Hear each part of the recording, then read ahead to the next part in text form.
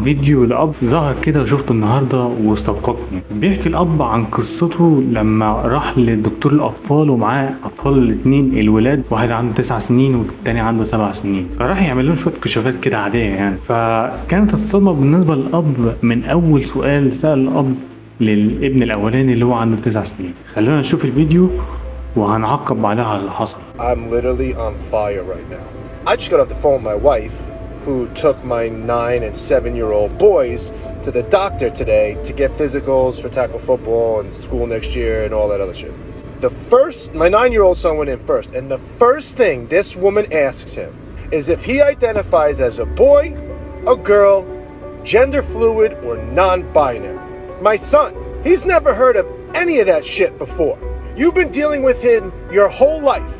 He is clearly a boy's boy. So what are you trying to plant a fucking seed in his head? The only thing I could be thankful for is that my wife took them instead of me. And props to my wife because she said something. And if she didn't, they would have asked my 7-year-old son the same damn question.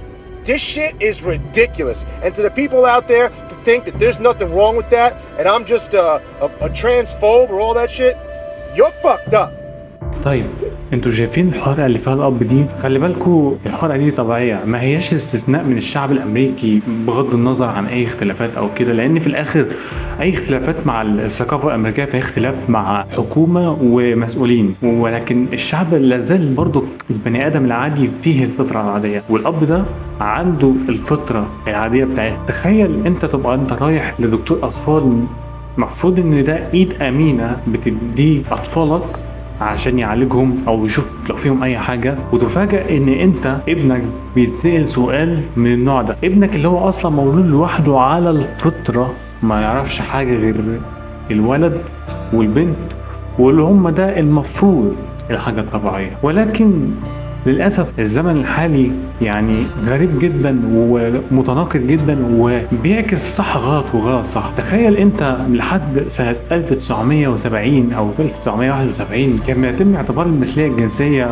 وكل ما هو شبه زي الترانسجندر والكلام ده كله، كل ده كان بيعتبر في نطاق المرض النفسي او الاضطراب العقلي، لحد ما خرج مجموعة من اصحاب العقول المغيبة وعملوا مظاهرة في نيويورك عشان يضغطوا على الأطباء النفسيين إن هم يلغوا المثلية الجنسية وكل ما هو شابه من قائمة الاضطرابات العقلية والأمراض النفسية. ومن ساعتها بيتم الضغط على كل ما هو مسؤول في الطب أو ما شابه إن هو يتعامل مع المثليين على إنهم نوع آخر غير الذكر والأنثى.